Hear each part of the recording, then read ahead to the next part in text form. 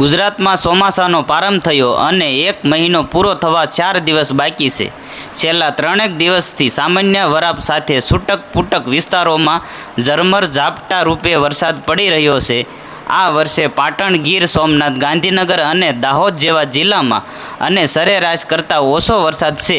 ગત વર્ષે સુરેન્દ્રનગર અને બોટાદમાં વરસાદની ઘટક હતી, તો આ ચોમાસે અને એની સરેરાશ સાથે બોટાદમાં 73.40% અને સુરેન્દ્રનગર જિલ્લામાં 56.88% વરસાદ પડી ગયો છે। ગુજરાતમાં છેલ્લા 30 વર્ષોનો સરેરાશ વરસાદ 882 mm છે, એટલે કે 35.30 ઇંચ છે। એ સરેરાશ સામે 11 ઓક્ટોબર સુધીમાં વરસાદ 16 ઇંચને પાર કરી ગયો છે। ચોમાસાના પ્રથમ મહિના દરમિયાન ટકાવારીની રીતે જોઈએ તો સરેરાશ સામે 47.77% વરસાદ પડી ગયો છે। આ વખતના ચોમાસાનું સમયસર હરેકભરે વાવણી કાર્ય પૂરા કર્યો છે। સતત વરસાદ ભલે ઝાપટા રૂપે આવતો હોય એવો વિસ્તારોમાં ઓછા વધતું વાવણીનું કામ બાકી છે। ઉત્તર ગુજરાતના 2 દ્રશ્ય સાબરકાંઠા ઈડર તાલુકાના કૃષ્ણનગર ગામેથી સૂર્યકાંતભાઈ પટેલ કહે છે, આ વર્ષે મેઘરાજાએ વરસાદ કઈ કસર છોડી નથી। અંદાજે અમારા તાલુકામાં 26 ઇંચ વરસાદ પાર કરી ગયો છે।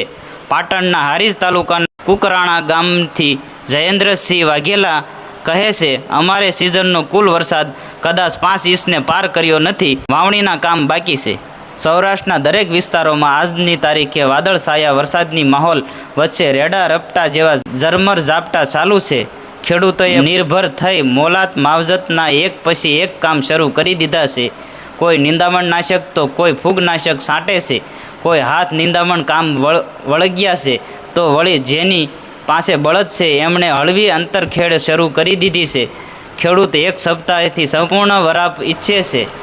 ગુજરાતમાં સૌથી ઓછો વરસાદ પડ્યો હોય એવા ગુજરાતના 4 જિલ્લા: પાટણમાં 6 ઇંચ, ગીર સોમનાથમાં 12 ઇંચ, ગાંધીનગરમાં 10 ઇંચ અને દાહોદમાં 10 ઇંચ વરસાદનો ગઢ કહેવાય, પણ ત્યાં આ ચોમાસે ઓછો વરસાદ પડ્યો છે। વધુ આગાહીના વિડીયો જોવા માટે કૃષિ વિદ્યા ચેનલ સબસ્ક્રાઈબ કરો અને ફોલો કરો। હરે કૃષ્ણ, જય ગૌ માતા।